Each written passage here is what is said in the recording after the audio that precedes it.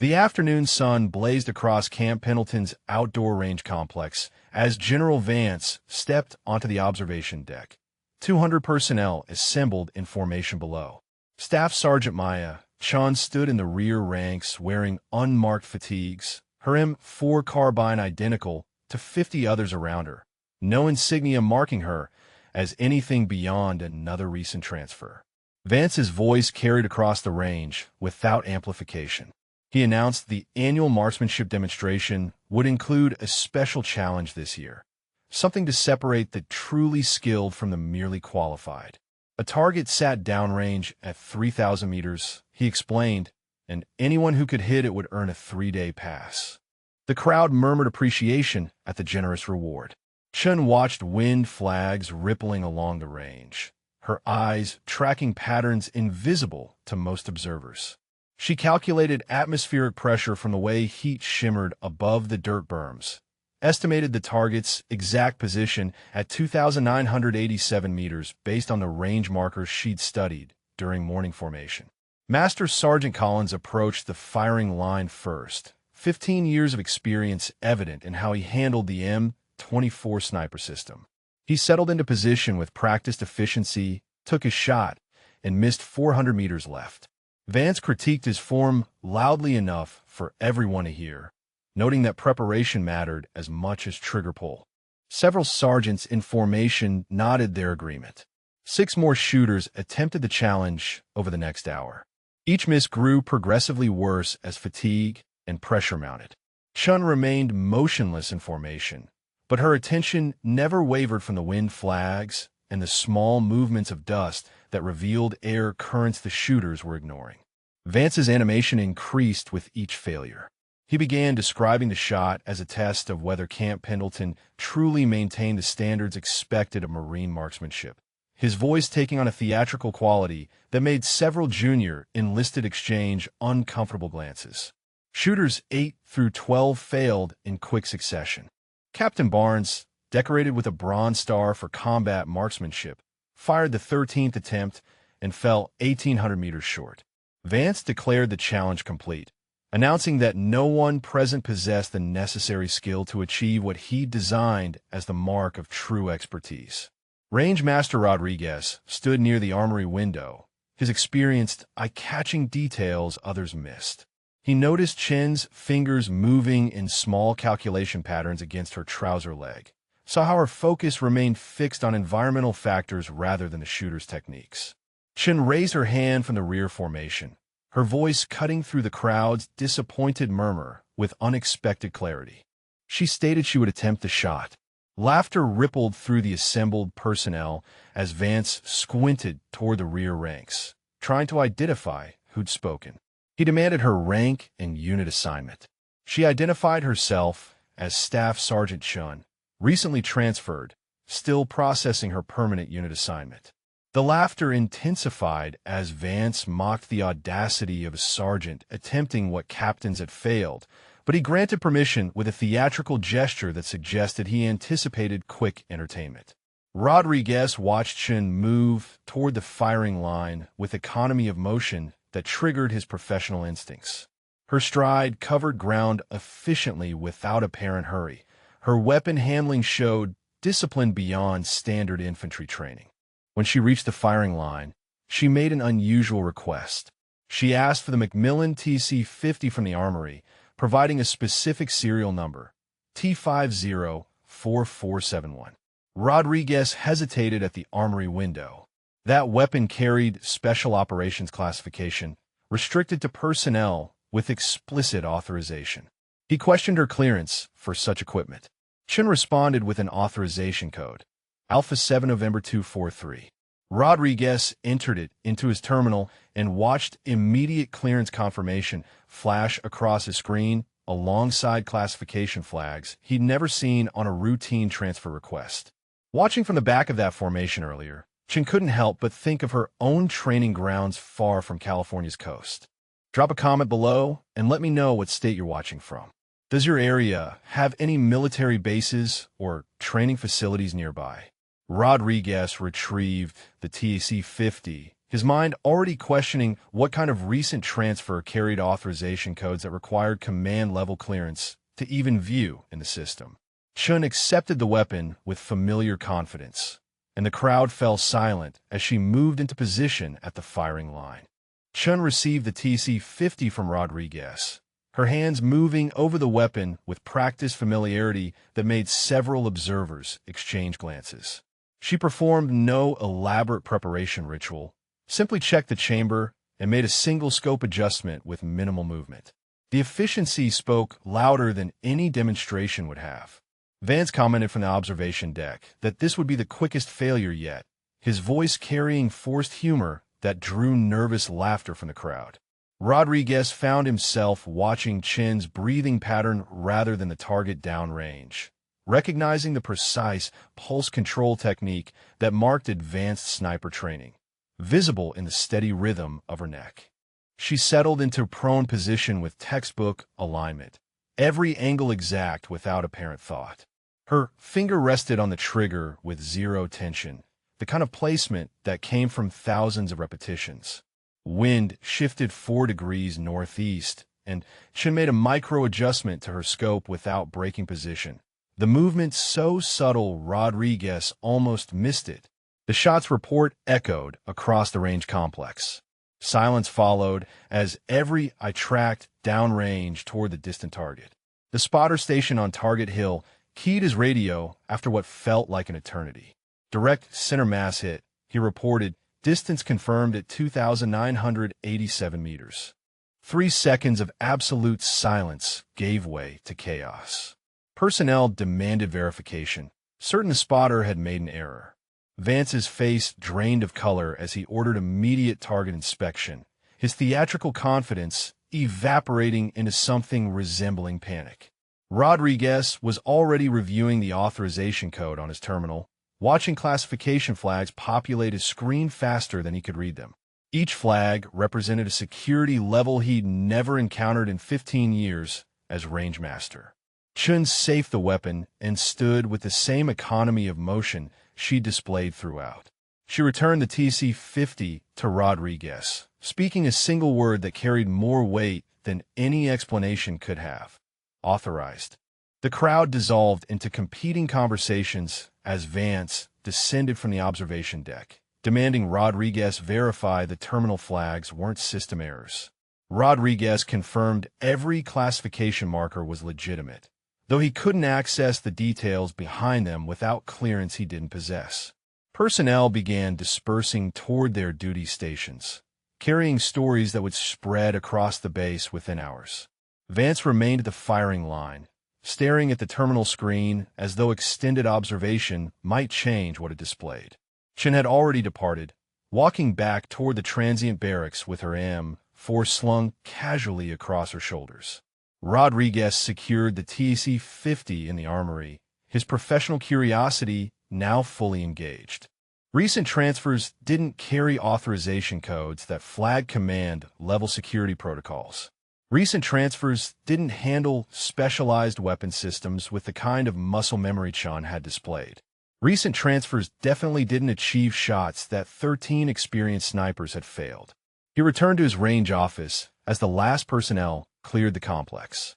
The demonstration had ended 90 minutes ago, but his mind kept replaying Chin's minimal preparation, her instant compensation for wind shift, the way she'd returned the weapon without celebration or acknowledgement of what she'd accomplished. Rodriguez pulled up the personnel transfer database, searching for Chin's full service record.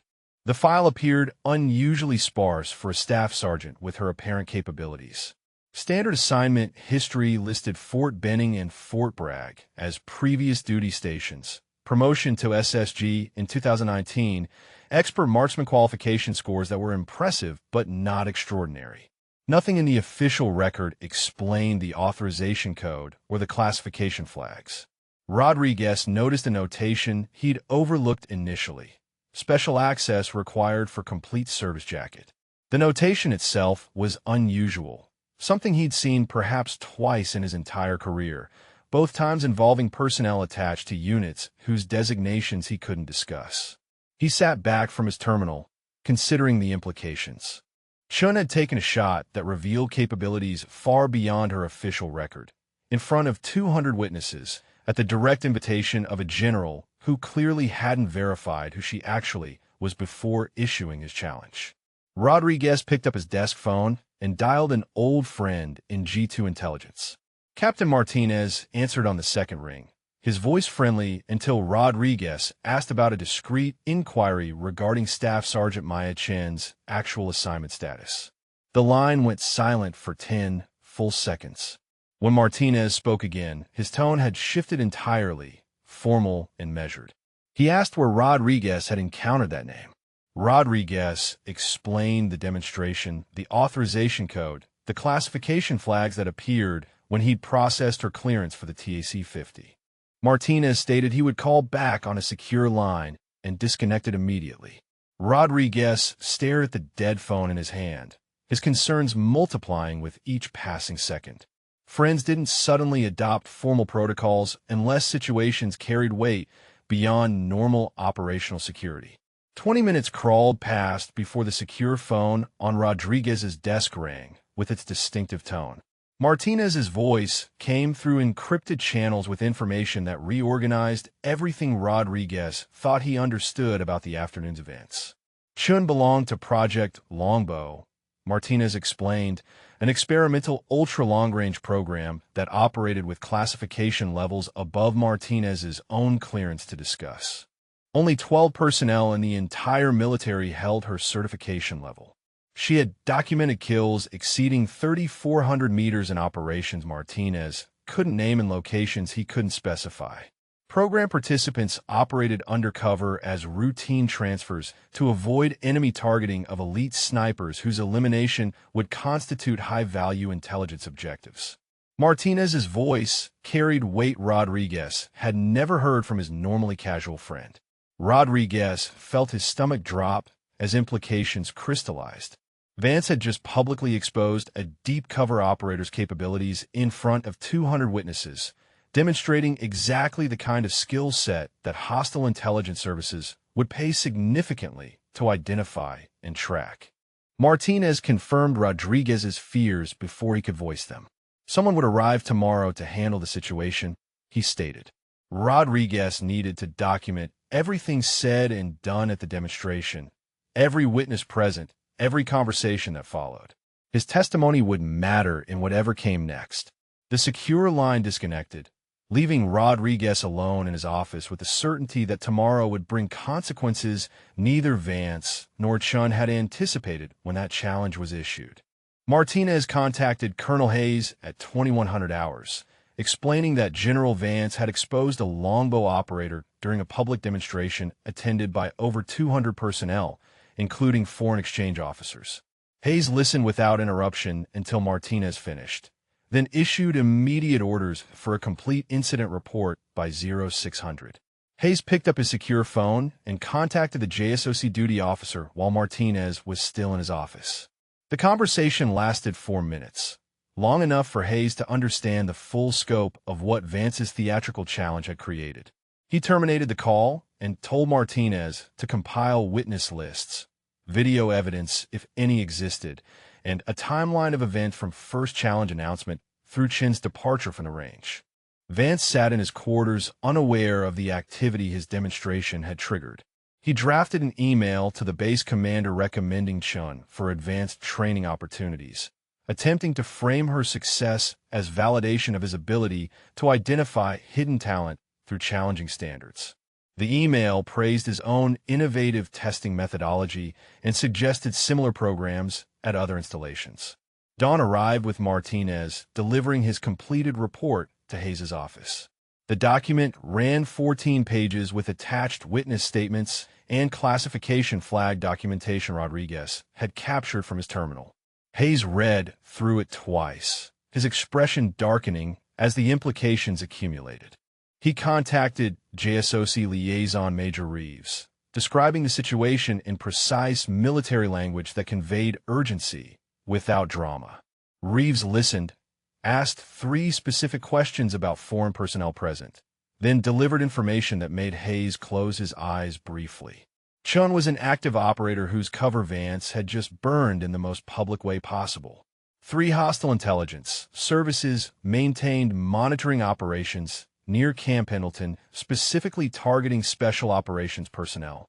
Chin's performance had been filmed by 47 different phones before base security could even consider containment protocols. Reeves explained that footage was already spreading through military social media channels, being analyzed by parties whose interest went beyond casual viewing. Chin's operational effectiveness had been compromised, possibly her safety, depending on how quickly hostile services connected her face to ongoing operations in denied areas. Hayes absorbed this, calculating career consequences and operational damage in the same mental process. He asked Reeves what SOC's response would be. Reeves stated that decision-makers above his grade were already reviewing options, but Hayes should prepare for immediate changes to Chin's assignment and formal investigation into how the exposure occurred. Hayes directed his aide to locate Base Commander Colonel Warren and request immediate meeting availability. The aide returned within minutes, reporting Warren could meet in 30 minutes. Hayes used the time to organize Martinez's report into briefing format that would communicate severity without requiring Warren to read 14 pages before understanding what had happened. Warren arrived at Hayes's office expecting routine morning coordination. Hayes handed him the executive summary and watched Warren's expression shift from curiosity to concern to alarm across 3 paragraphs. Warren asked if Chun was in danger. Hayes confirmed that remained under assessment, but her effectiveness as a covert operator was definitely compromised. Warren picked up his phone and called his own aide, directing immediate summoning of both Vance and Rodriguez for emergency meeting. The aide asked if she should schedule conference room space. Warren stated his office would suffice and the meeting would begin as soon as both officers arrived. Rodriguez received the summons while conducting morning range safety inspection. The MP who delivered it wore an expression suggesting this wasn't routine administrative coordination. Rodriguez secured the range and drove to headquarters, his mind reviewing everything Martinez had told him yesterday, wondering how much trouble Chin's exposure had actually created. Vance was located at the Officers Club, where he'd spent the previous evening accepting congratulation for discovering such exceptional talent through his innovative challenge design. Multiple officers had bought him drinks while he explained his methodology for creating tests that revealed hidden capabilities. The MP escort who arrived to summon him interrupted a breakfast conversation where Vance was suggesting the Marine Corps adopt his testing approach service-wide. The MP stated Colonel Warren required Vance's immediate presence for urgent command business. Vance assumed this meant formal recognition for Chin's performance was being expedited. He finished his coffee and accompanied the escort, already mentally drafting remarks he'd make when Warren asked him to explain his training philosophy. Rodriguez arrived at headquarters first, directed to wait in the corridor outside Warren's office. He saw Hayes through the open door, recognized the colonel's posture as the kind that preceded difficult conversations. Rodriguez had attended enough pre-deployment briefings to know when leadership was about to deliver news no one wanted to hear. Vance arrived 8 minutes later, still carrying himself with the confidence of someone expecting commendation. He nodded to Rodriguez with casual superiority, the kind of acknowledgement senior officers gave to personnel they considered functionally useful but intellectually beneath notice. Warren's aide appeared and directed both men into the office simultaneously. Vance entered expecting ceremony, found instead Warren behind his desk with Hayes standing to one side, both officers wearing expressions that transformed Vance's confidence into uncertainty within seconds. Warren asked Vance to explain yesterday's demonstration, specifically the 3,000-meter challenge and how he designed it. Vance began describing his methodology for identifying exceptional talent, his voice carrying enthusiasm that sounded increasingly hollow as Warren's expression remained unchanged. Rodriguez stood at attention, watching Vance explain how he'd created an impossible standard specifically to separate capable performers from truly elite operators. Vance claimed his years of experience allowed him to recognize potential others missed, that Chen's success validated his entire approach to training assessment. Warren let Vance finish, then slid a printed document across his desk without comment. Vance picked it up, saw the header marked Top Secret Special Access Required, and began reading words that destroyed every assumption he'd carried into this office. Project Longbow. 15 confirmed kills over 3,200 meters. 7 kills exceeding 3,500 meters. Deep cover operational status. Current assignment classified above Vance's clearance level despite his general officer rank. Warren asked if Vance had verified Chen's authorization before allowing her access to the TAC-50. Vance stated that Rodriguez had confirmed clearance.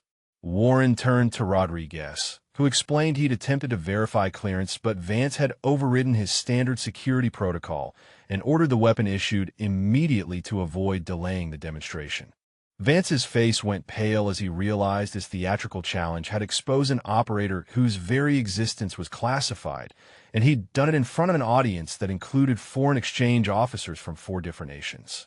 Warren explained that JSOC was reviewing the incident to determine whether Vance's actions constituted operational security violations under Article 92. The words carried weight that transformed the meeting from administrative discussion to potential court-martial preview. Vance attempted to defend himself by noting he'd had no way to identify Chen's classification status, that she wore no distinguishing markers or unit insignia. Warren responded that checking the authorization code Rodriguez had entered would have flagged her classification immediately, a basic security protocol that Vance had not only ignored but actively overridden when Rodriguez attempted proper verification. Hayes added that the terminal log showed Rodriguez's clearance inquiry and Vance's override command within the same 2-minute window. Rodriguez confirmed he'd questioned Chen's authorization for the TAC-50 based on its special operations restriction. Vance had told him to issue the weapon without delay because keeping the crowd waiting would diminish the demonstration's impact. Rodriguez had complied under direct order from a superior officer, but his testimony would reflect that he'd attempted proper security protocol. Warren stated that Vance was restricted to quarters pending investigation, effective immediately. All command duties were suspended until the inquiry concluded. Vance would not contact Chen, would not discuss the incident with anyone except investigating officers, and would make himself available for formal interviews as required. 2 colonels waited in the hallway when Vance exited Warren's office. One was from the Inspector General's office, the other from Staff Judge Advocate. Neither spoke, but their presence communicated that multiple investigative tracks were already underway. Vance walked past them toward his quarters, the weight of his situation finally settling on his shoulders that had carried confidence so easily yesterday. Warren directed Rodriguez to remain after Vance departed. He asked whether Rodriguez had observed anything else unusual about Chen's performance or behavior. Rodriguez described her environmental awareness, the calculation patterns she displayed before volunteering, the way she'd handled the TAC-50 with familiarity that suggested hundreds of hours of training rather than basic qualification. Hayes asked if Chen had spoken to anyone after the shot. Rodriguez stated she'd said only one word to him, authorized, then departed without celebration or acknowledgement. Her demeanor had suggested someone completing routine work rather than achieving something remarkable. Warren picked up his phone and directed his aide to locate Staff Sergeant Chen and request her immediate presence for command consultation. The phrasing was careful, consultation rather than summons, suggesting Warren understood the complexity of issuing orders to someone whose actual chain of command existed somewhere above his clearance level. Chen arrived 20 minutes later, her uniform still unmarked by unit designation. She entered Warren's office and stood at attention with the same economy of motion Rodriguez had observed at the range. Warren asked her to sit, an invitation she accepted with polite acknowledgement. Warren opened by apologizing for the security failure that had compromised her operational status. He acknowledged that his base's demonstration protocols had proven inadequate for identifying and protecting personnel operating under deep cover. Chen responded that she'd understood the risks when she chose to take the shot, that maintaining her cover story while watching qualified snipers face public mockery for failing an achievable task had felt wrong. Rodriguez asked why she'd stepped forward knowing it would expose her capabilities. Chen explained that 13 qualified snipers had failed while a general mocked their skills, creating a command climate that suggested failure was inevitable rather than a matter of challenging conditions. Her training could validate their efforts, even if revealing her own expertise cost her current assignment.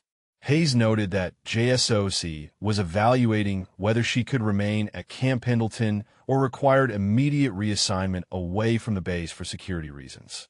Chun stated she had 3 months remaining on her deep cover rotation and requested permission to complete the assignment if operational security permitted. Warren received an incoming call, listened briefly, then informed Chun that JSOC had made their decision. Her request to remain was approved, but with modified cover parameters. She would transition from deep cover status to an acknowledged special operations trainer role, a natural evolution that provided both security and operational justification for her demonstrated capabilities.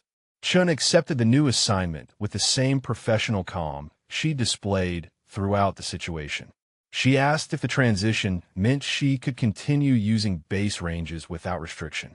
Warren confirmed and added that 3 Marine Scout sniper students had already submitted requests to transfer into any training program she might establish.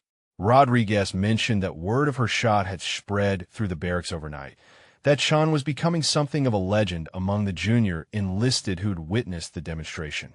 Chun permitted herself a slight smile, noting that sometimes operational covers serve their purpose and then evolved into something more useful. Warren asked if Chun had concerns about the foreign exchange officers who'd witnessed her performance. Chun stated that hostile intelligence services already knew Project Longbow existed. They simply lacked identification of specific operators. Her demonstration had revealed capability without necessarily compromising ongoing operations in denied areas, assuming her facial recognition could be managed through standard counterintelligence protocols. Hayes observed that Chen seemed remarkably composed for someone whose cover had just been burned in front of 200 witnesses. Chen responded that operational flexibility required accepting that plans changed, that rigid adherence to initial mission parameters often created more problems than adaptive response to emerging situations. Warren directed Rodriguez to begin developing curriculum for an advanced marksmanship training program under Chen's supervision. Rodriguez asked what resources and personnel he should request. Warren stated he would authorize whatever Chun determined necessary, that her expertise now represented an asset the base should leverage rather than a problem requiring damage control. Chun stood to depart, then paused and addressed Warren directly. She noted that General Vance's challenge had been designed to produce failure, that his pattern of creating impossible standards to highlight inadequacy reflected a leadership philosophy worth examining beyond this single incident. Warren's expression suggested Chun had identified something he'd already begun considering. After Chun departed, Hayes remarked that she'd handled the situation with more professionalism than most officers would demonstrate under similar pressure. Rodriguez agreed, adding that her suggestion about Vance's leadership patterns matched observations he'd made during previous demonstrations the general had conducted. Warren asked Rodriguez to compile any documentation of Vance's prior challenges and testing methodologies. Rodriguez stated he could pull records from the last 18 months, possibly longer if Warren wanted comprehensive analysis. Warren confirmed he wanted everything available, that Chen's observation had open questions about whether Vance's actions represented isolated judgment failure or systemic approach to command. Rodriguez returned to his range office and began pulling documentation of Vance's previous demonstrations dating back 22 months to when the general first arrived at Camp Pendleton. The files revealed a consistent pattern that grew clearer with each review. Vance had conducted quarterly marksmanship challenges, each designed around standards that exceeded normal qualification requirements by substantial margins. The first demonstration had involved a moving target scenario at 1,500 meters that required hits on 3 separate platforms within 90 seconds. All 12 participants had failed. Vance's after-action report praised the challenge design for revealing gaps in advanced target tracking skills. Rodriguez cross-referenced the participants' list with their actual qualification scores. Every shooter who'd attempted that challenge carried expert ratings. 2 held distinguished marksman badges. Their failure reflected challenge design rather than capability deficit. Yet Vance's report had framed the outcome as evidence that current training standards produced false confidence in mediocre skills. The second demonstration had tested cold-bore accuracy at 1,000 meters in high wind conditions. Vance had scheduled it for morning when weather forecasts predicted gusts exceeding 25 miles per hour. 8 shooters attempted, all missed, and Vance's report again emphasized training inadequacy rather than environmental factors that made the task nearly impossible. Rodriguez documented 6 separate demonstrations across 18 months, each following the same structure. Vance would announce a challenge framed as standard capability assessment, design conditions that virtually guaranteed failure, then use the results to justify criticism of current training programs and advocate for his own methodology. The pattern was deliberate, methodical, and designed to position Vance as the expert who recognized efficiencies others missed. Rodriguez compiled the documentation into a formal memo, adding his professional assessment that Vance's challenges served ego rather than legitimate training evaluation. He submitted it through official channels to Warren's office. Warren received the memo that afternoon and spent an hour reviewing Rodriguez's attached documentation. The pattern Rodriguez identified matched concerns Warren had developed independently through exit interview data from personnel departing Camp Pendleton.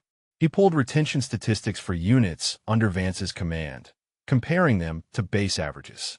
The numbers told a story that extended beyond theatrical demonstrations. Retention rates in Vance's battalion ran 15% below the base average.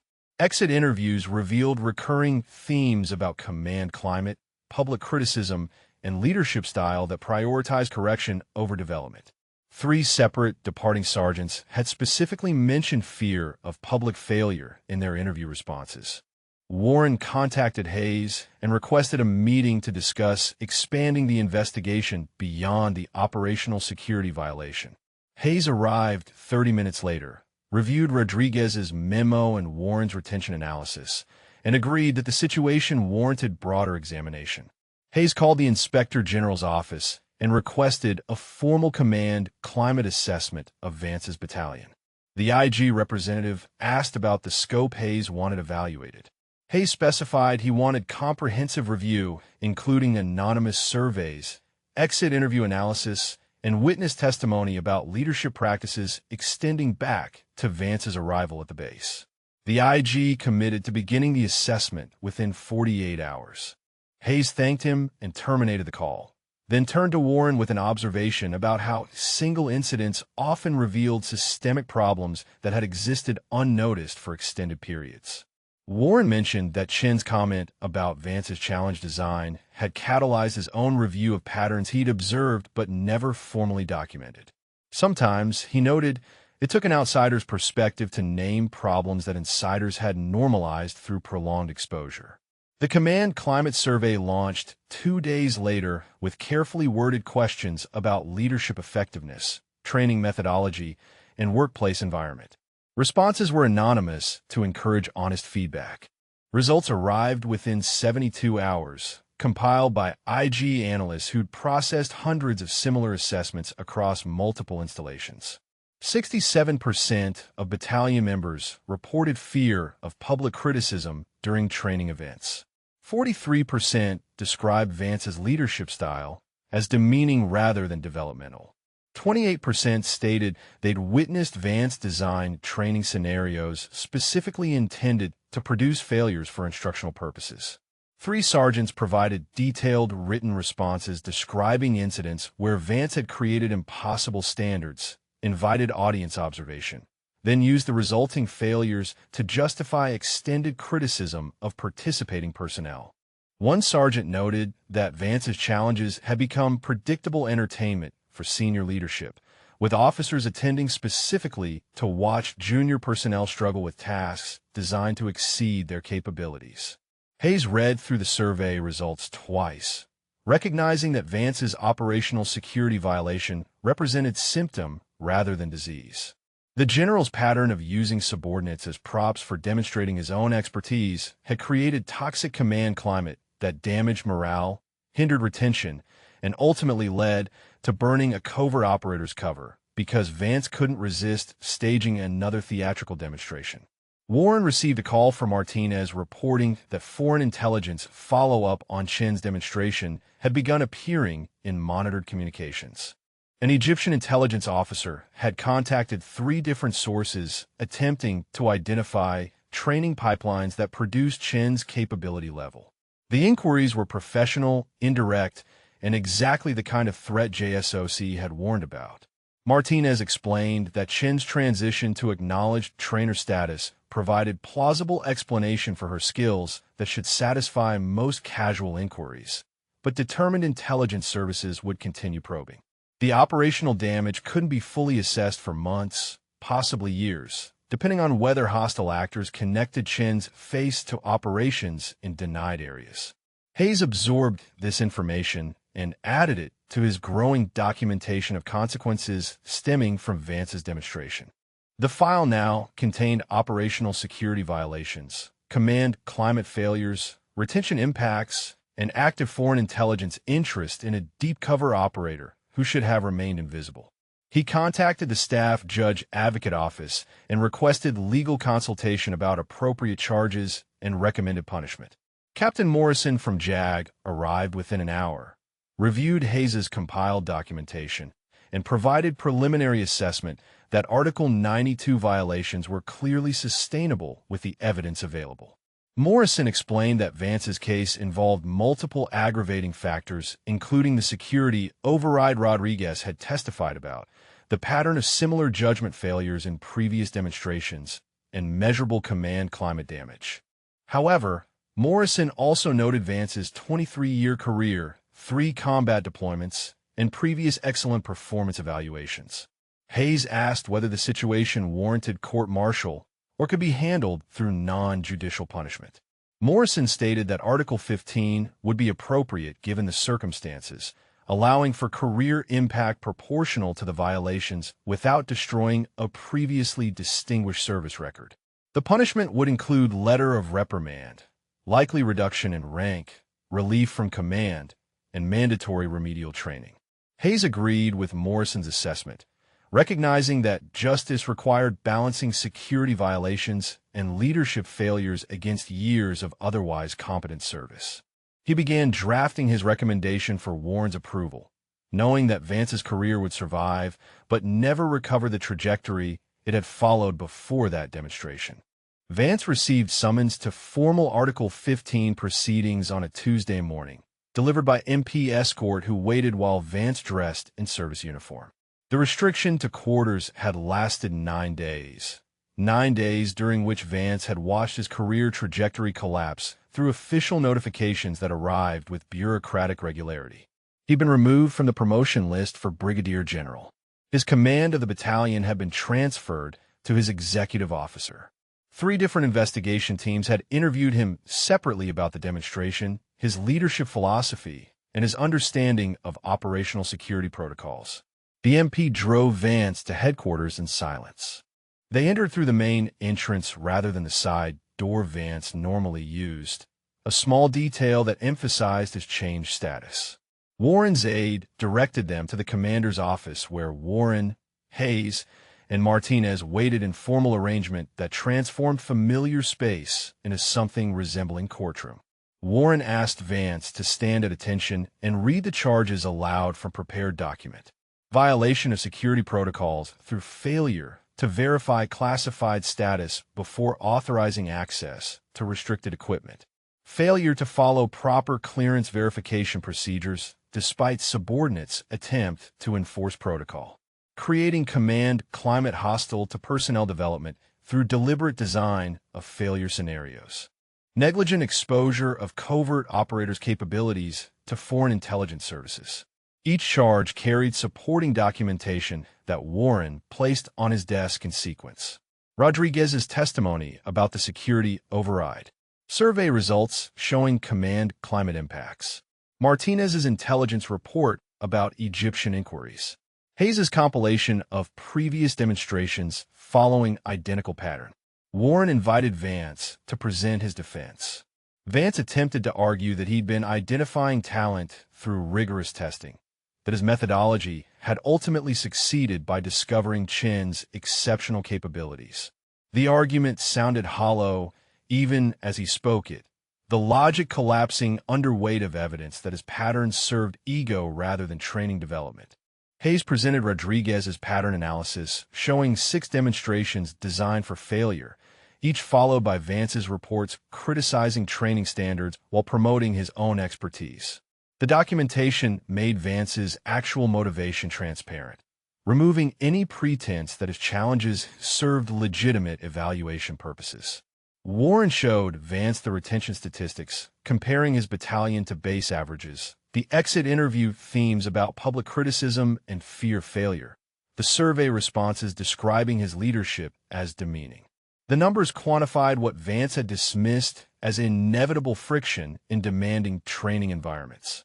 Martinez explained how Chen's demonstration had triggered foreign intelligence inquiries that continued despite her cover transition, how Vance's theatrical challenge had potentially compromised ongoing operations in denied areas. The operational security violation extended beyond Chen individually to affect broader mission sets that Vance lacked clearance to even know existed. Vance realized his defense was futile. The evidence documented pattern and consequence too thoroughly to dispute. He stated he would accept Article 15 punishment without further contest, acknowledging that his actions had violated protocols and damaged command climate regardless of his intentions. Warren delivered the punishment with formality appropriate to ending a career that had spanned 2 decades. Letter of reprimand placed in permanent file, ensuring every future assignment and promotion board would see documentation of these failures. Reduction from Brigadier General Select to Lieutenant Colonel, stripping away the advancement that had been scheduled for next quarter. Immediate and permanent relief from battalion command. Mandatory leadership and security training under supervised conditions. 12 months of administrative duties with no command authority before consideration for any new assignment. Vance accepted each element of punishment without reaction, his face carefully neutral. He signed a required documentation, formally acknowledging receipt and understanding of consequences. Warren dismissed him, and Vance departed the office for the last time as a commander, walking past 3 colonels who'd once been peers but now observe his fall with expressions ranging from sympathy to professional distance. Rodriguez waited in the corridor outside, having been called to provide additional testimony if required. He watched Vance exit, saw the general's posture had changed from the confident bearing he displayed at the demonstration to something diminished and careful. Rodriguez felt no satisfaction in witnessing the destruction of another man's career, only recognition that consequences existed for leadership that prioritized self-promotion over the people it was meant to develop. Warren called Rodriguez into his office after Vance departed. He informed Rodriguez that Major Stevens would assume battalion command immediately, that Stevens had already been briefed on command climate issues and would implement corrective measures. Warren asked Rodriguez to serve as liaison between range operations and the new command structure, ensuring that training demonstrations served legitimate evaluation purposes rather than theatrical exhibition. Rodriguez accepted the assignment, understanding that Warren was tasking him with preventing future situations where leaders use subordinates as props. Hayes added that Chen's training program would begin operation within 2 weeks, that Rodriguez's facility coordination would be critical to its success. Warren mentioned that base-wide policy changes were being implemented based on lessons learned from Vance's case. All training demonstrations would require prior security review to identify any participants with classified status. Authorization codes would trigger automatic command notification rather than relying on individual range master discretion. Command climate surveys would be conducted quarterly rather than annually to identify toxic patterns before they became entrenched. Hayes noted that single incidents revealing systemic problems created opportunities for meaningful reform if leadership responded with honest assessment rather than defensive minimization. Vance's failure had exposed gaps in multiple protocols, and closing those gaps would benefit every installation that adopted the corrective measures Camp Pendleton was now implementing. Rodriguez returned to his range office processing the morning's events. He'd witnessed investigation, formal punishment, and career destruction compressed in a timeline that felt both rushed and inevitable. Vance had built his reputation through making others fail publicly, and that approach had ultimately generated the spectacular public failure of his own command authority. The afternoon brought message from Stevens requesting meeting to discuss training philosophy and range utilization.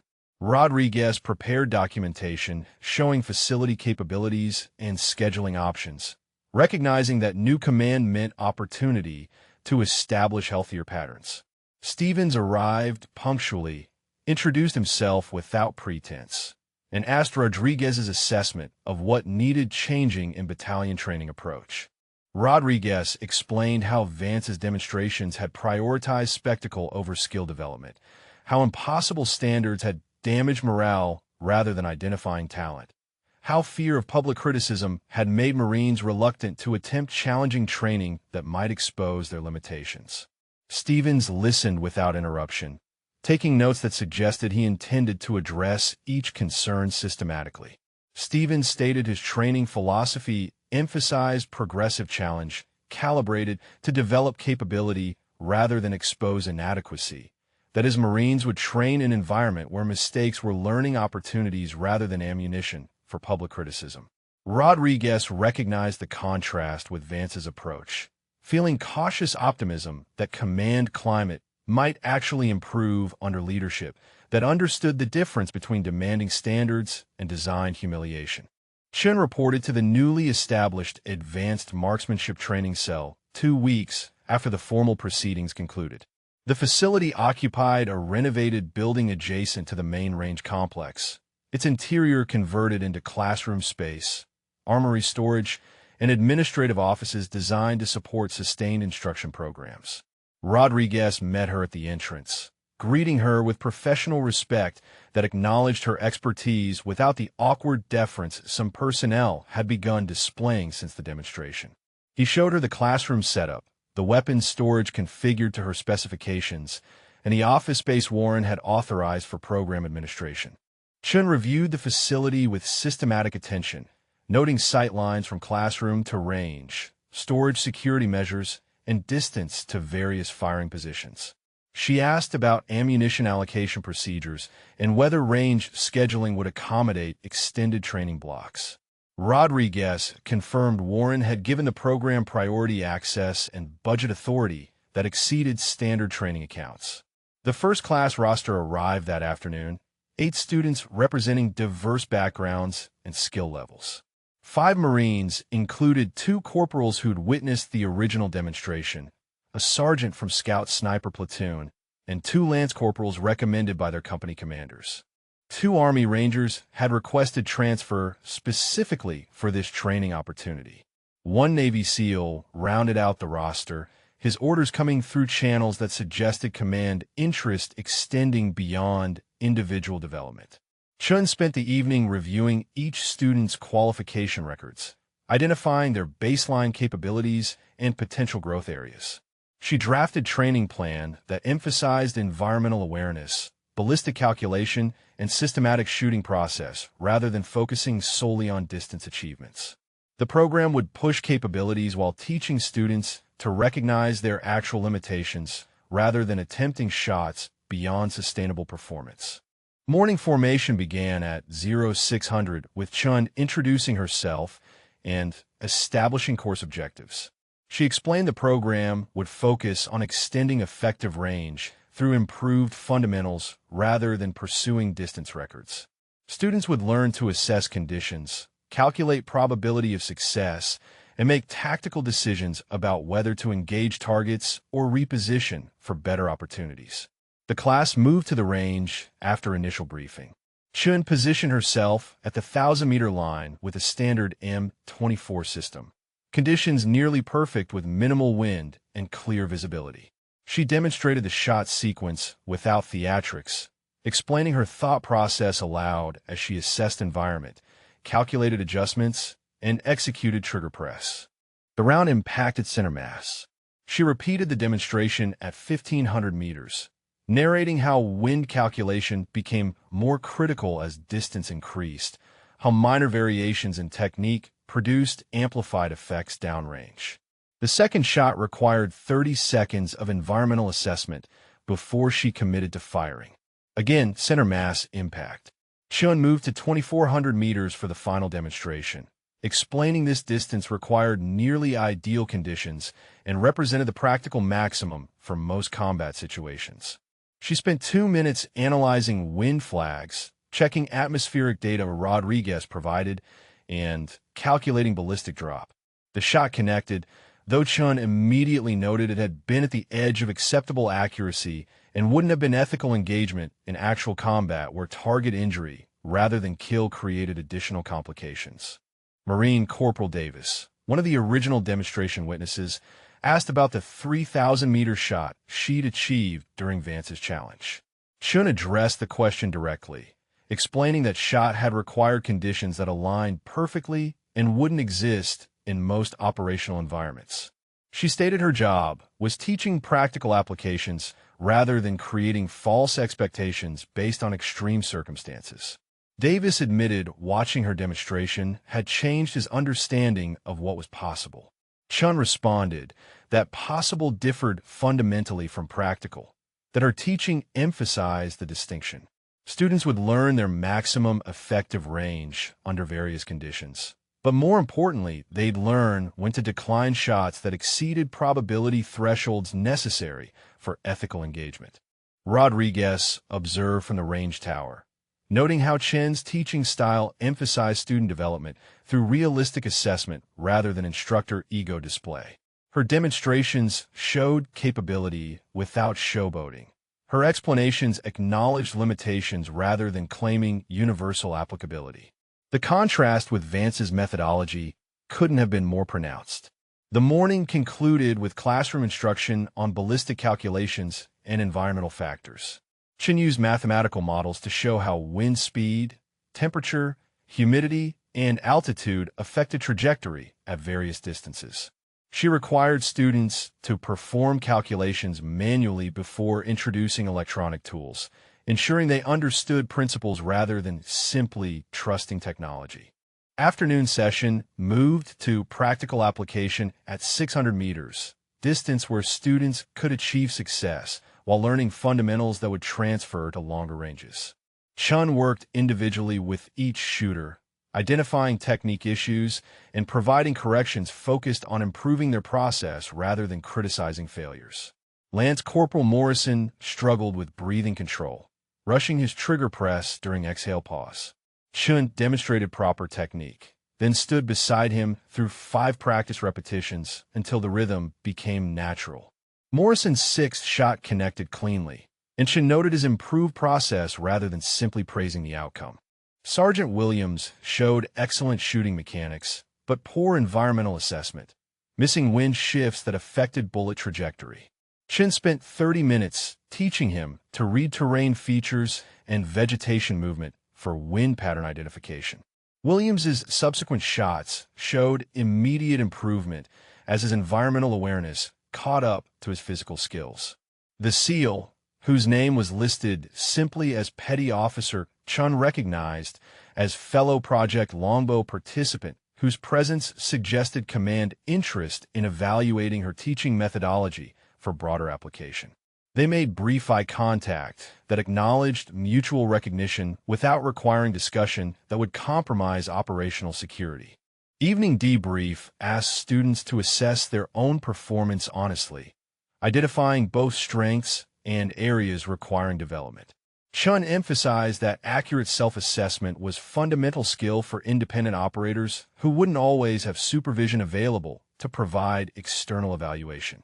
Several students showed initial discomfort with objective self-criticism, indicating they'd been trained in environments where admitting limitations invited ridicule rather than instructive response. Chen addressed this directly, stating that her program treated limitations as starting points for development rather than evidence of inadequacy. She explained that elite performers distinguish themselves through honest recognition of current capabilities combined with systematic work to expand those capabilities, not through pretending limitations didn't exist.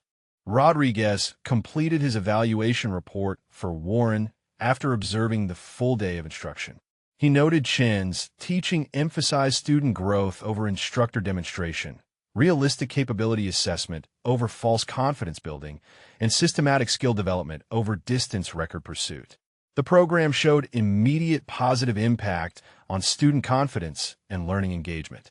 Warren received Rodriguez's report and forwarded it to Hayes with note that Chen's program represented exactly the kind of training environment command climate surveys had indicated was missing under Vance's leadership. Hayes read through Rodriguez's observations and recognized that sometimes operational setbacks created strategic opportunities, that Chen's forced transition from covert operator to acknowledged instructor might ultimately benefit more personnel than her classified missions had reached. 3 additional units submitted requests for slots in Chen's next training cycle before the first week concluded. Demand exceeded available capacity by significant margin, suggesting the program addressed need that extended beyond individual skill development to broader hunger for training environments that built capability rather than exposed inadequacy for entertainment value. Martinez completed his expanded intelligence assessment 3 weeks after the demonstration, compiling information that extended beyond immediate operational security concerns into broader patterns of foreign interest in specialized personnel. His report documented 12 separate intelligence queries about Camp Pendleton's training programs, for specifically mentioning extended range marksmanship capabilities, and 2 directly requesting information about personnel transfers matching Chen's profile. The Egyptian captain who'd attended Vance's demonstration had contacted his defense attaché office twice, asking about advanced sniper training pipelines and selection criteria for elite programs. The inquiries appeared routine on surface, the kind of professional military exchange common between allied nations, but their timing and specificity indicated targeted intelligence gathering rather than general curiosity. Martinez traced digital spread of demonstration footage through social media monitoring tools that tracked military-related content. The original 47 phone recordings have been shared across 19 different platforms, generating over 200 derivative posts with commentary ranging from authentic appreciation of marksmanship skill to speculation about special operations programs. 3 posts from accounts linked to foreign intelligence services had saved and reposted footage with technical analysis of wind conditions and ballistic performance. He documented this activity in formal report for Hayes, noting that Chen's transition to acknowledged trainer role provided plausible cover story that should satisfy most surface-level inquiries. However, sophisticated intelligence services would continue probing, cross-referencing her face against operational footage from denied areas, attempting to connect her demonstrated capabilities to specific missions that had occurred during her classified service. Hayes reviewed Martinez's assessment and forwarded it through secure channels to JSOC, where analysts would incorporate the information into ongoing counterintelligence operations. The response came back within 48 hours confirming that Chen's operational effectiveness in covert roles had been permanently compromised, but her value as acknowledged instructor potentially exceeded what she contributed through classified missions. Martinez met with Chen in secure facility to brief her on foreign intelligence follow-up. She listened without reaction as he described the Egyptian inquiries, the social media analysis, and the assessment that her face was now cataloged in multiple hostile intelligence databases. When he finished, Chen asked a single question about whether any of her former teammates had been compromised through association with her. Martinez confirmed that JSOC had reviewed all her previous operational deployments and found no indication that hostile services had made connections between her demonstration and specific missions. Her team members remained secure. Chen's expression showed relief that her exposure hadn't damaged others, accepting personal career consequences more easily than potential harm to personnel she'd operated alongside. Martinez added that her current role as instructor provided security advantage despite the exposure. Hostile Intelligence Service's new project, Longbow, existed conceptually but lacked details about operator identification and deployment patterns. Chen's acknowledged position as a lead trainer explained her capabilities without revealing operational specifics that remained classified above most foreign intelligence services' access levels. Rodriguez contacted Martinez later that week requesting background information for a pattern analysis he'd been developing independently. He'd reviewed training demonstration records from 5 different Marine Corps installations over the past 4 years, identifying commanders who'd conducted similar theatrical challenges designed to produce failures for instructional purposes. The pattern extended beyond Vance individually. 7 different officers across 3 installations had implemented comparable demonstration formats where impossible standards were established, qualified personnel failed publicly, and commanders positioned themselves as experts identifying training inadequacies. 2 of those officers had served under Vance earlier in their careers, suggesting learned behavior rather than independently developed methodology. Rodriguez documented the pattern in memo that examined whether military promotion systems inadvertently rewarded theatrical leadership over substantive development. Officers who created dramatic demonstrations that highlighted problems they could then claim to address received recognition for identifying issues, while officers who quietly developed capabilities through systematic training received less visible credit for sustained excellence. Martinez recognized the analysis as relevant to broader institutional questions about leadership evaluation. He forwarded Rodriguez's memo to Hayes with recommendation that command climate assessment expand beyond Vance's specific battalion to examine whether similar patterns existed elsewhere in the division. Hayes read Rodriguez's analysis and saw implications that extended beyond individual leadership failures to systemic issues in how the Marine Corps evaluated and promoted officers. He scheduled a meeting with division commander to discuss whether current performance evaluation metrics adequately captured difference between officers who developed personnel versus officers who created theatrical opportunities for self-promotion. The division commander, Major General Reeves, reviewed the compiled documentation for Vance's case, including Rodriguez's pattern analysis and command climate survey results. He recognized that Vance represented symptom of broader evaluation problem, where officers learned that highlighting deficiencies generated more visibility than quietly building excellence. Reeves directed his staff to develop new performance evaluation guidance, emphasizing measurable personnel development outcomes over demonstration event execution. The guidance would require commanders to document retention rates, subordinate promotion rates, and command climate survey trends as primary evaluation metrics. Theatrical training events would receive scrutiny rather than automatic positive recognition. Hayes implemented the policy across his brigade immediately, informing all battalion commanders that future evaluations would weight personnel development and command climate equally with traditional mission accomplishment metrics. The announcement generated mixed reactions ranging from enthusiastic support from commanders who'd always prioritized people development to uncomfortable silence from those who'd built reputations through dramatic training demonstrations. Stevens, the new battalion commander who'd replaced Vance, embraced the policy enthusiastically. He directed his company commanders to eliminate any training events designed primarily for observation value, focusing instead on progressive skill development measured through improvement rates rather than failure identification. His first quarterly command climate survey showed marked improvement from baseline measurements taken during Vance's tenure. Martinez received update from JSOC indicating that Project Longbow was implementing cover protocol changes based on lessons learned from Chen's case. Future operators would maintain deeper separation from conventional training events. Clearance codes would trigger automatic security reviews before any public demonstration participation, and social media monitoring would begin immediately after any potential compromise rather than waiting for formal investigation.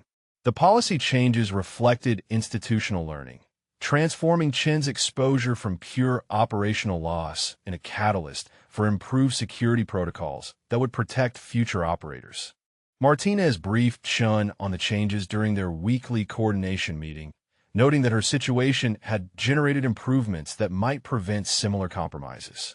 Chen observed that operational security existed on spectrum rather than as binary condition, that her deep cover had served its purpose during sensitive missions, but transitioning to acknowledged role allowed her to contribute differently.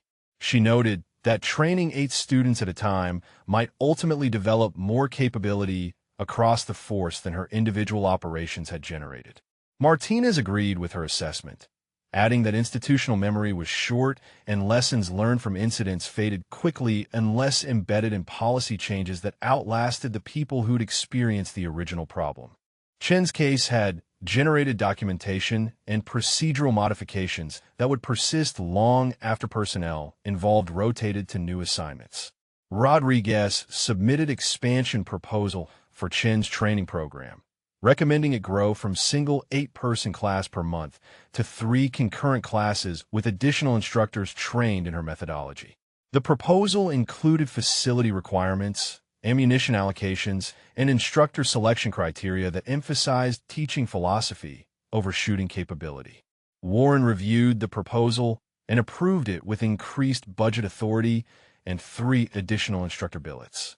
He directed Rodriguez to work with Chen on instructor selection, prioritizing personnel who demonstrated both technical competence and ability to create learning environments where students could acknowledge limitations without fear of ridicule.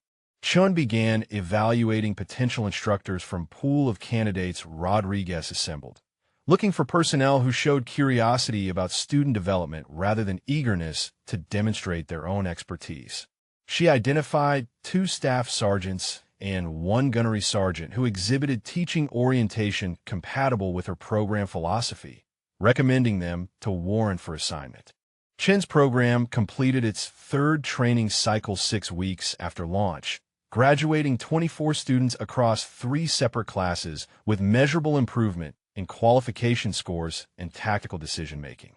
Rodriguez compiled performance data showing average effective range increased 18% among graduates, but more significantly, students demonstrated 27% improvement in shot discipline, declining engagements when conditions exceeded their capability thresholds. The data interested Hayes because it quantified something rarely measured in marksmanship training. Most programs tracked hit percentages and distance achievements, but Chen's methodology emphasized knowing when not to shoot, recognizing that tactical operators in combat environments couldn't afford wasting ammunition or revealing positions through low-probability attempts. Hayes forwarded Rodriguez's analysis to division headquarters with recommendation that Chen's teaching methodology be evaluated for broader implementation across Marine Corps sniper schools. The endorsement carried weight because it documented measurable outcomes rather than subjective assessment of training quality. Reeves reviewed the data and contacted Quantico to discuss potential integration of Chen's approach into formal sniper instructor courses. The conversation resulted in an invitation for Chen to present her methodology at the annual Sniper Symposium scheduled for the following quarter. Her presentation would reach instructor cadre from all major training facilities, potentially influencing how thousands of Marines received marksmanship instruction. Chen accepted the invitation with characteristic calm, treating it as natural extension of her current assignment rather than career milestone. She began preparing presentation materials that emphasized teaching philosophy over technical demonstrations, knowing that instructor audiences would care more about replicable methodology than impressive shooting displays. Rodriguez assisted with presentation development, contributing data visualizations that showed correlation between student confidence and performance improvement. The charts revealed that students who accurately assessed their limitations showed faster skill development than those who overestimated capabilities, supporting Chen's emphasis on realistic self-evaluation as foundation for growth. Stevens implemented command climate changes that extended beyond eliminating theatrical demonstrations to restructuring how his battalion approached all training. He directed company commanders to design progressive challenge sequences where difficulty increased systematically based on measured performance rather than arbitrary standards disconnected from unit capabilities. The approach generated resistance from two company commanders who'd built reputations through identifying deficiencies in their Marines' performance. Stevens counseled both officers privately, explaining that command climate data showed their methods damaged retention and morale without producing corresponding improvement in actual capability metrics. One commander adjusted his approach, the other requested transfer. Martinez tracked the transfer request through personnel channels, noting in his records that officers who couldn't adapt to development-focused leadership were self-selecting out of Stevens's command. The documentation would prove valuable for future command screening, identifying personnel whose leadership philosophy remained stuck in theatrical demonstration patterns despite institutional guidance, emphasizing different approaches. Warren received quarterly command climate survey results showing sustained improvement in Stevens's battalion. Retention rates had increased 12%, training satisfaction scores improved by 34%, and anonymous comments reflected fundamental shift from fear-based environment to development-focused culture.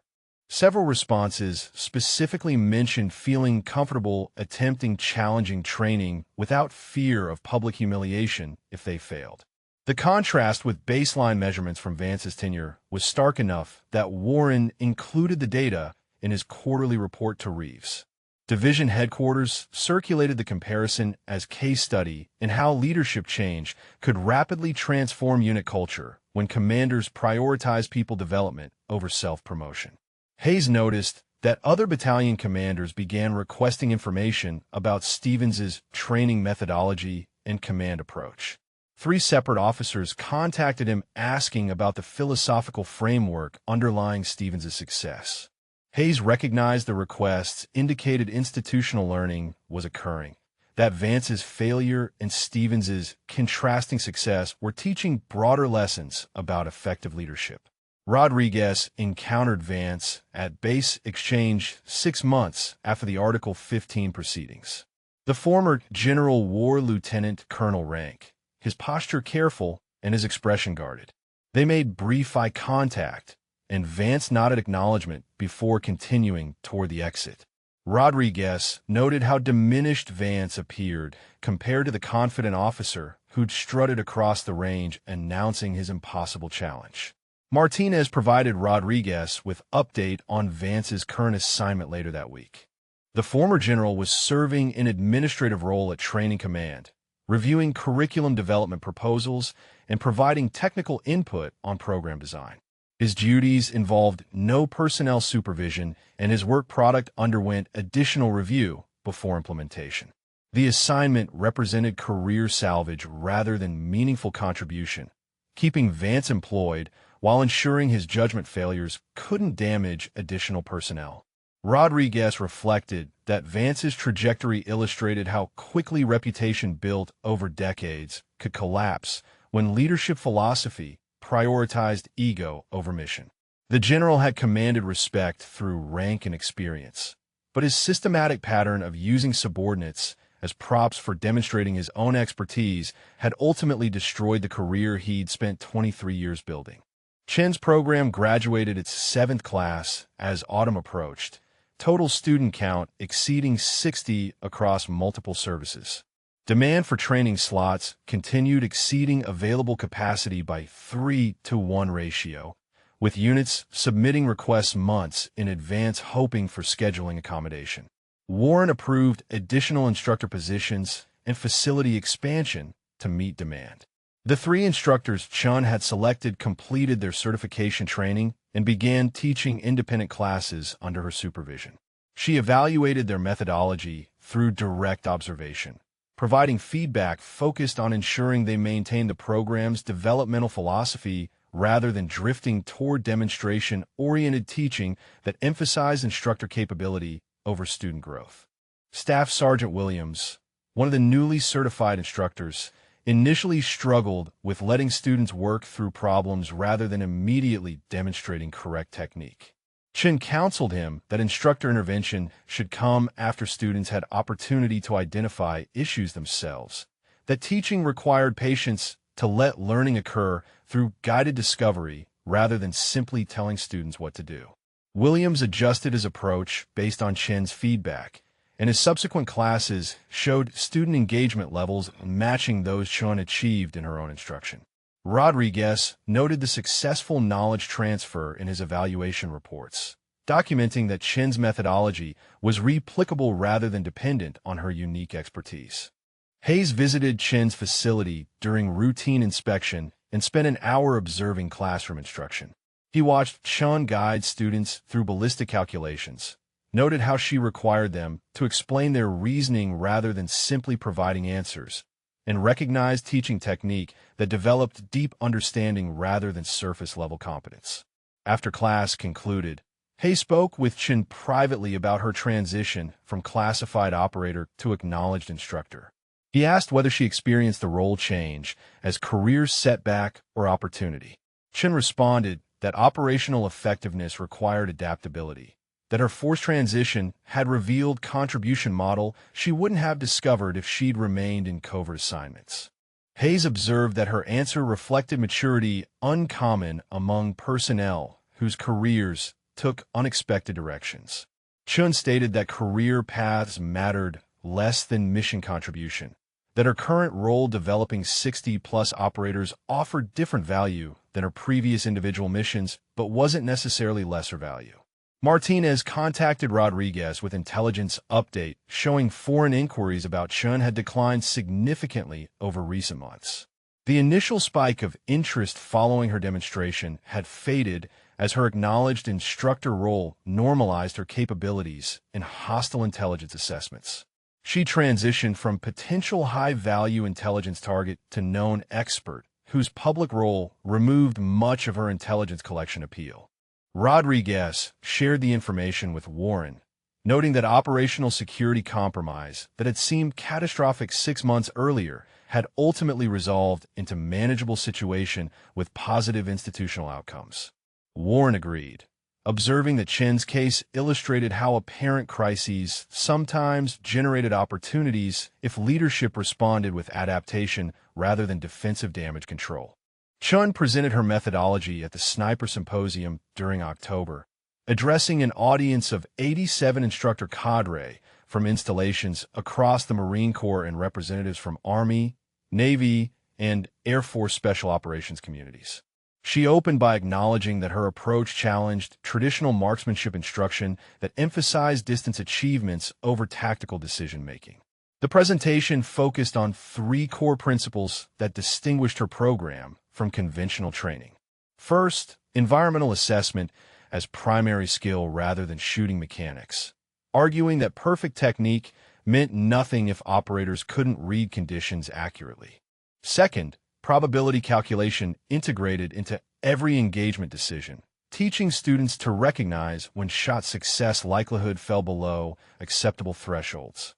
Third, honest limitation acknowledgement as strength rather than weakness, creating culture where declining impossible shots demonstrated tactical maturity rather than inadequacy. Rodriguez sat in the audience watching instructors respond to Chen's presentation. Some nodded recognition, having independently reached similar conclusions through their own teaching experience. Others showed skepticism, their body language suggesting resistance to methodology that deprioritized the distance records and hit percentages traditional programs used to measure success. Chun addressed the skepticism directly during question period when an instructor from 2nd Marine Division challenged whether her approach would produce operators capable of achieving difficult shots when missions required them. She responded that her students demonstrated higher success rates under pressure precisely because they'd learned to recognize high-probability opportunities rather than attempting shots beyond sustainable performance. She presented Rodriguez's data, showing her graduates achieved 87% hit rates at maximum effective range compared to 63% among traditionally trained snipers at similar distances. The difference reflected shot discipline, students declining attempts when conditions reduced probability below acceptable levels rather than firing and hoping for favorable outcomes. The data convinced several skeptical instructors, particularly those who noticed similar patterns in their own programs, without having framework to explain why some students performed better under operational stress than others despite identical qualification scores.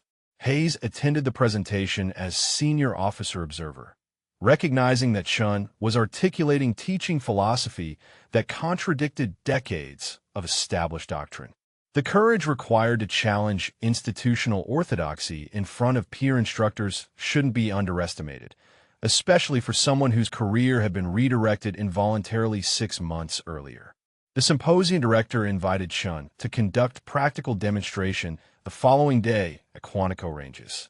She agreed, but stipulated that demonstration would show teaching methodology rather than personal shooting capability, that observers would watch her instruct students rather than attempting to impress through difficult shots. Morning demonstration began with 2 students Chun had never worked with previously, corporals selected randomly from Quantico's Scout Sniper program. She spent 15 minutes assessing their baseline capabilities through conversation and observation, identifying that both had excellent shooting mechanics but poor environmental awareness. Chun worked with first student on wind reading, teaching him to observe terrain features and vegetation movement rather than relying solely on range flags. Within 30 minutes, the corporal was making accurate wind calls at distances where he'd previously struggled. His shooting accuracy improved immediately, not because his mechanics changed, but because his environmental assessment caught up to his technical skills. The second student showed different limitation, rushing through mental calculations and making arithmetic errors that resulted in incorrect scope adjustments. Chun slowed him down, requiring verbal explanation of each calculation step until the process became deliberate rather than hurried. His subsequent shots connected consistently as accuracy replaced speed in his decision-making process. Observing instructors recognized the teaching approach, seeing how Chun diagnosed specific limitations and provided targeted corrections rather than implementing generic improvement programs. Several approached her after the demonstration, requesting additional information about assessment methodology and individualized instruction techniques. Warren received a report from symposium organizers indicating Chen's presentation and demonstration had generated significant interest in adopting her methodology across multiple training commands. 4 different installations requested permission to send instructor cadre to Camp Pendleton for extended observation of her program operations. Hayes approved the requests, recognizing that Chen's forced transition from covert operator to acknowledged instructor had unexpectedly positioned her to influence marksmanship training across entire military rather than contributing through individual missions. The operational security compromise that had seemed catastrophic 8 months earlier was generating institutional benefits that exceeded what her classified service would have produced. Rodriguez coordinated logistics for visiting instructor teams, scheduling observation periods that would allow thorough program review without disrupting ongoing classes. The first team arrived from Camp Lejeune 2 weeks after the symposium, 3 staff sergeants who spent 5 days observing Chen's instruction and interviewing her students about their learning experience. The Lejeune instructors returned to their installation and implemented a modified version of Chen's approach, emphasizing environmental assessment and probability calculation while maintaining their program's existing structure. Their quarterly performance data showed 12% improvement in student qualification scores and 19% increase in training satisfaction ratings. Success at Lejeune generated additional requests from other installations, creating pipeline of instructor teams rotating through Camp Pendleton for methodology observation.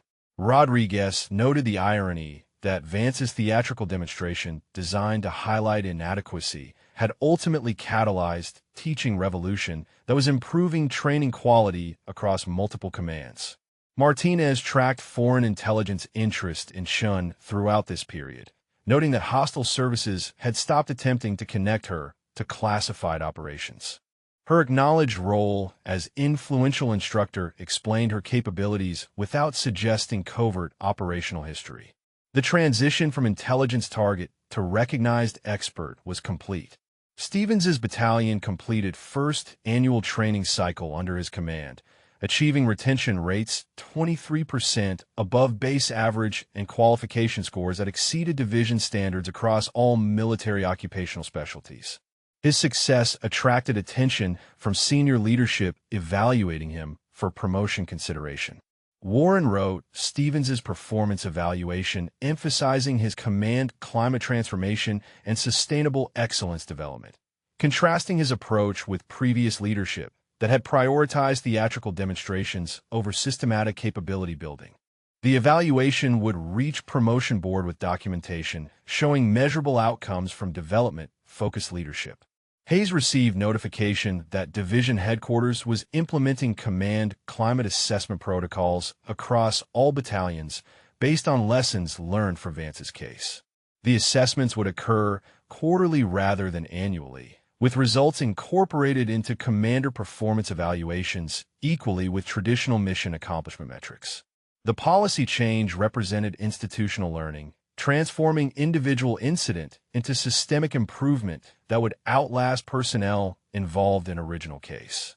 Hayes recognized this as optimal outcome from leadership failure.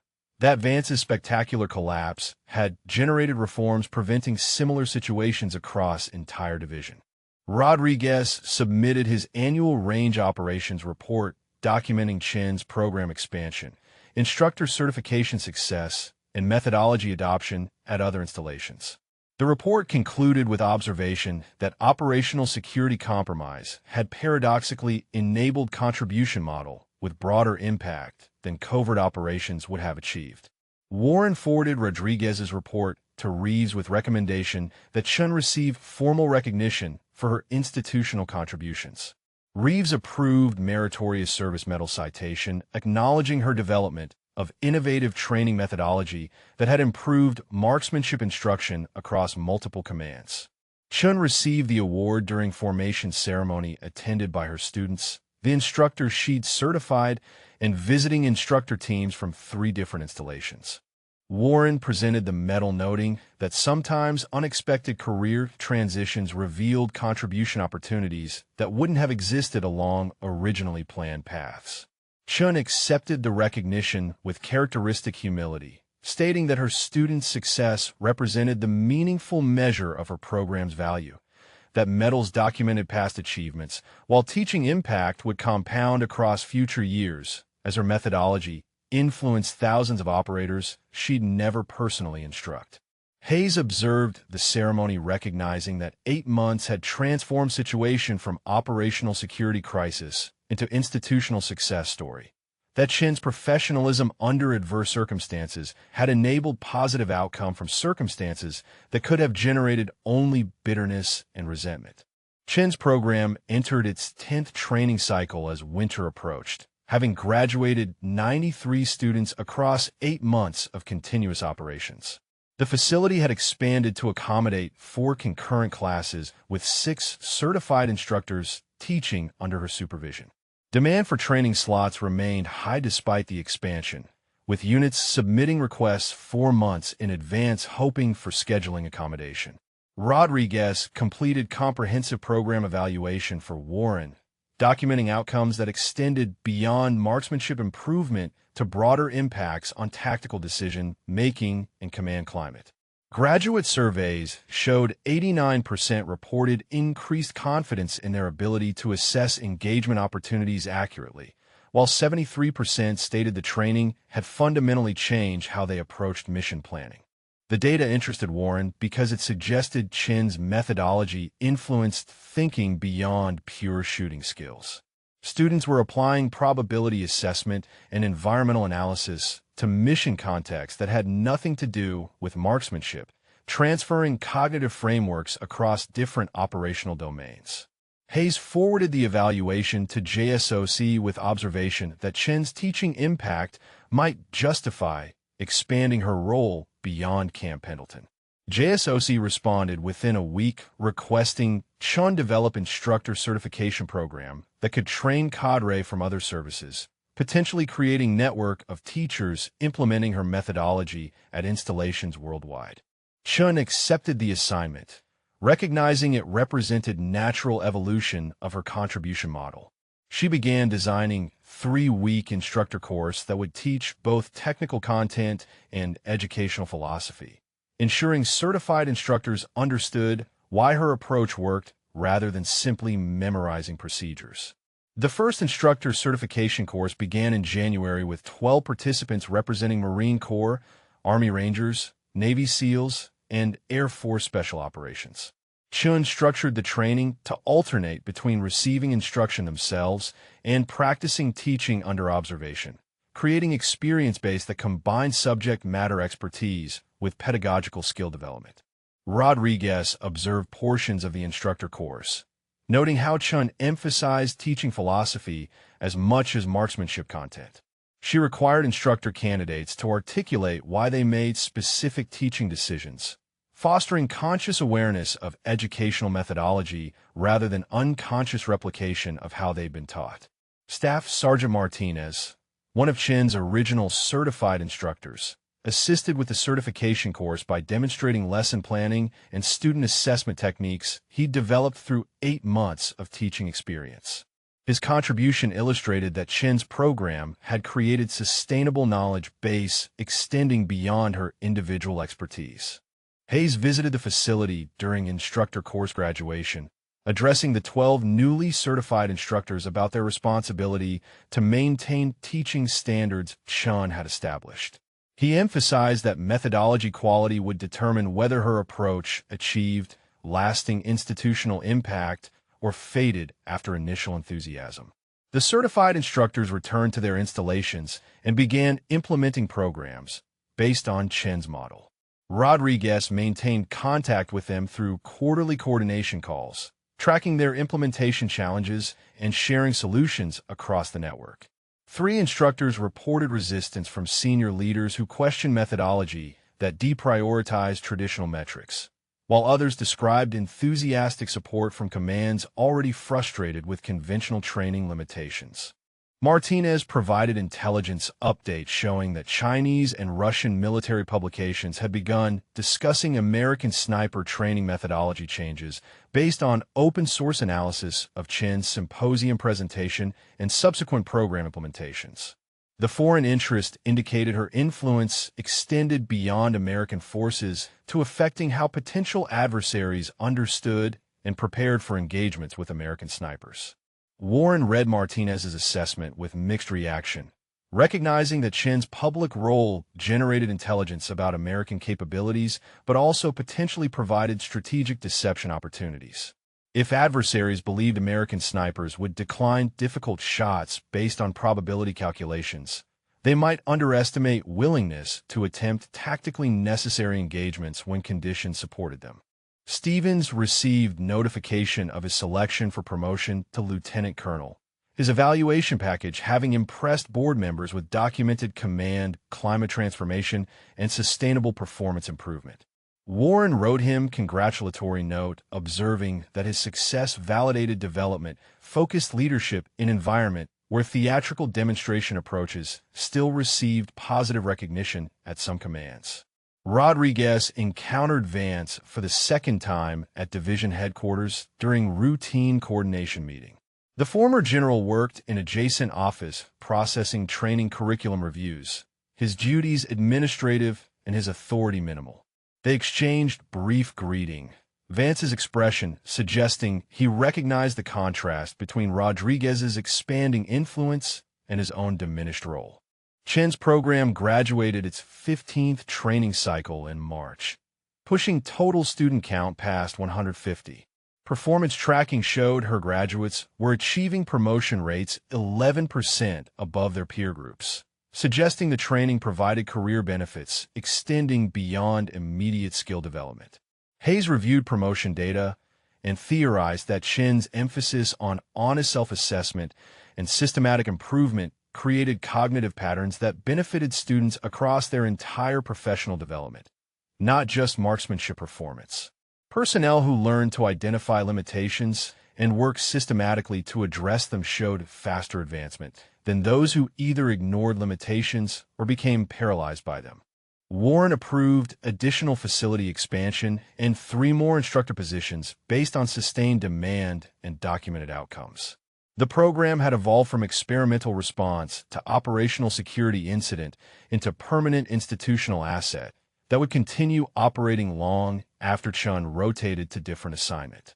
Chen began planning her eventual transition from the program, identifying Staff Sergeant Martinez as potential successor who could maintain teaching standards and continue program development.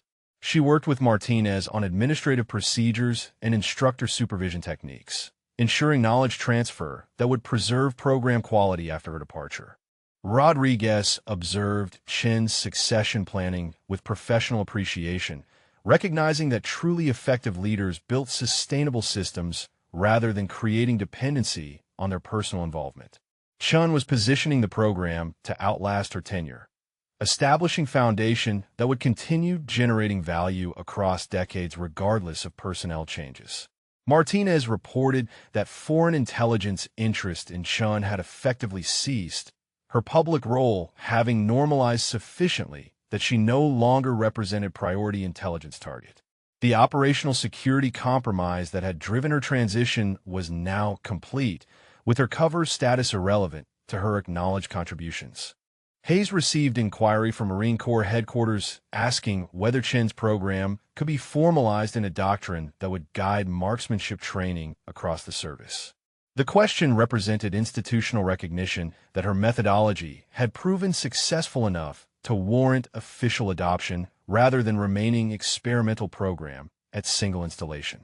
Chen reviewed the doctrinal development request and agreed to participate in writing process, recognizing that formal doctrine would ensure her teaching philosophy influenced training across entire Marine Corps rather than depending on individual commanders choosing to adopt her approach. Warren noted the irony that Vance's theatrical demonstration designed to highlight training inadequacy had ultimately generated doctrinal changes, improving how the Marine Corps developed marksmanship capability. The general's failure had catalyzed institutional learning that would benefit thousands of Marines across coming decades. Rodriguez compiled 10-month program assessment documenting evolution from emergency response to operational security incident into sustainable institutional contribution with expanding influence.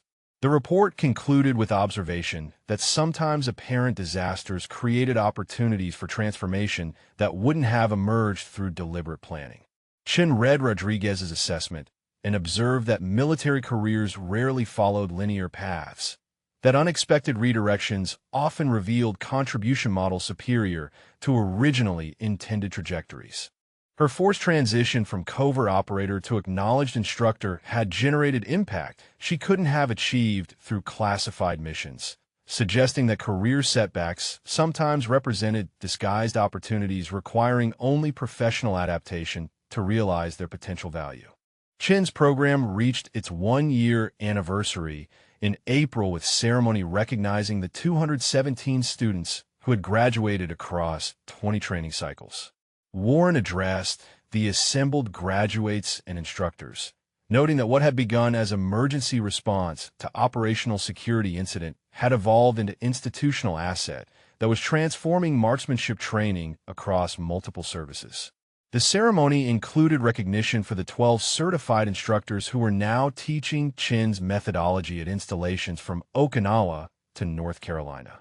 Each instructor provided brief report on their program outcomes, collectively documenting over 400 students trained using Chen's approach with measured improvements in qualification scores, tactical decision-making, and training satisfaction. Rodriguez received promotion to Chief Warrant Officer during the ceremony, his advancement reflecting sustained excellence in training program management and facility coordination. Warren noted in his remarks that Rodriguez's pattern analysis of Vance's demonstrations had catalyzed institutional reforms extending far beyond the original investigation. Hayes presented Chun with a letter from Commandant of the Marine Corps acknowledging her contributions to institutional training methodology and formally requesting her participation in Doctrinal Development Working Group. The letter represented highest-level recognition that her teaching philosophy warranted incorporation into official guidance governing how the service trained its snipers. Martinez briefed the Assembly on Intelligence Assessment, showing that Chin's methodology had influenced training approaches in allied nations, with British and Australian forces implementing similar programs emphasizing environmental assessment and probability calculation. The international adoption indicated her impact extended beyond American military to affecting how democratic nations developed marksmanship capabilities. Stevens attended the ceremony representing his battalion, which had achieved highest retention rates and training satisfaction scores in the division under his command. He spoke briefly about command climate transformation that had occurred after replacing leadership focused on theatrical demonstrations with development-oriented approach. His success validated that institutional learning from Vance's failures was generating measurable positive outcomes. Warren announced that Marine Corps headquarters had approved permanent establishment of Advanced Marksmanship Training Cell as enduring institutional asset with dedicated manning and funding. The program would continue operating regardless of personnel rotations, ensuring Chin's methodology remained available to future generations of Marines. Chun accepted the recognition with observation that her students' achievements represented the meaningful measure of program success, that individual awards documented past contributions, while institutional adoption ensured continuing impact. She noted that the 217 graduates would train thousands of additional Marines throughout their careers, compounding her teaching influence across decades. The ceremony concluded with demonstration by current class students showing progression from baseline capabilities through advanced skills developed during training. The students executed challenging shots at varying distances, but more importantly demonstrated disciplined decision-making about when to decline attempts that fell below probability thresholds necessary for tactical success. Hayes observed the demonstration, recognizing that Chun had fundamentally changed how students thought about marksmanship, shifting focus from distance achievements to sound tactical judgment. The cognitive framework she taught would benefit students across entire careers regardless of whether they ever fired shots in combat. Rodriguez organized an informal gathering after the ceremony where graduates, instructors, and command personnel shared observations about program impact. Multiple students described how probability assessment techniques they learned had transferred to mission planning contexts beyond marksmanship, suggesting Chin's teaching influenced broader operational thinking.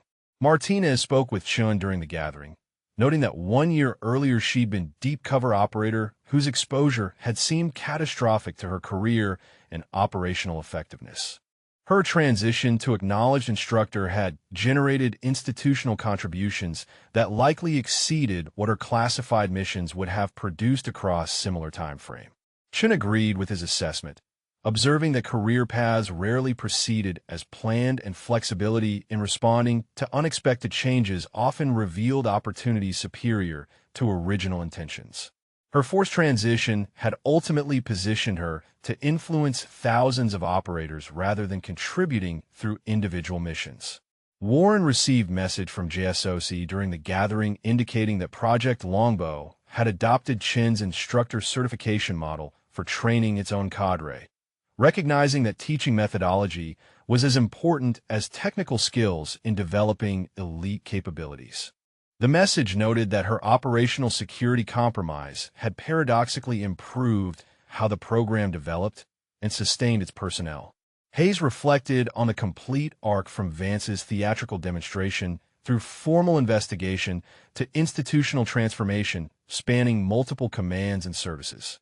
Single incident revealing leadership failures had catalyzed reforms in security protocols, command climate assessment, performance evaluation metrics, and training methodology that would benefit military organizations for years. Rodriguez encountered Vance one final time during routine business at division headquarters 3 months after the anniversary ceremony. The former general maintained administrative role, processing curriculum reviews, his career trajectory permanently altered by judgment failures that had seemed minor in the moment, but generated catastrophic consequences when examined systematically. They exchanged brief, professional greeting. Vance asked about Chen's program with tone, suggesting genuine interest rather than bitter resentment. Rodriguez described the expansion and institutional adoption. Vance acknowledged that his demonstration had inadvertently created something valuable despite his flawed methodology. Accepting responsibility for failures while recognizing that outcomes had ultimately benefited the institution, if not his personal career. Rodriguez appreciated Vance's mature perspective, recognizing that accepting consequences while acknowledging larger good represented difficult but necessary response to professional setback. Some officers destroyed by their failures became bitter, others learned and grew from them. Vance appeared to be choosing the latter path. Chen received orders assigning her to Marine Corps headquarters to lead Doctrinal Development Working Group. Her transition from Camp Pendleton scheduled for August.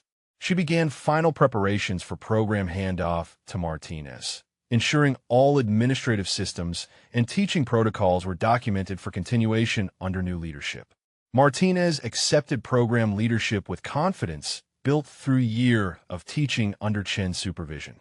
He understood both the methodology and the philosophy underlying it, positioning him to maintain program standards and continue evolution based on lessons learned from ongoing operations. That chance encounter Rodriguez mentioned having with Chen at the base exchange months earlier had gotten her thinking about how unexpected moments could redirect entire careers. Watching her program achieve institutional recognition reminded everyone involved that seemingly negative situations sometimes open doors to opportunities that wouldn't have existed along originally planned paths. Have any of you had moments where something that seemed negative at the time turned into better opportunities? Drop your thoughts in the comments. And if you enjoyed this story about how one shot changed everything for multiple people and institutions, hit that subscribe button for more military stories about how individuals influence organizations in unexpected ways. Warren provided Chen's final performance evaluation, documenting her transformation of operational security incident into institutional asset, her development of teaching methodology adopted across multiple services, and her professional grace under circumstances that would have generated bitterness in less mature personnel. The evaluation would follow her to headquarters assignment, establishing reputation that would influence her career trajectory across coming years. Hayes attended Chen's departure ceremony, recognizing that single demonstration shot 1 year earlier had generated chain of consequences affecting hundreds of personnel and multiple institutions. Vance's failure had revealed systemic problems. Chen's professionalism had created solutions, and collective institutional learning had transformed apparent disaster into lasting improvements that would compound across decades. The Advanced Marksmanship Training Cell continued operations under Martinez's leadership, graduating new classes every month while maintaining teaching standards Chen had established. Her methodology lived on through the instructors she'd certified, the students they trained, and the doctrine she'd helped write. Individual contribution had become institutional legacy that would influence how American forces developed marksmanship capability long after everyone involved in the original incident had retired from service.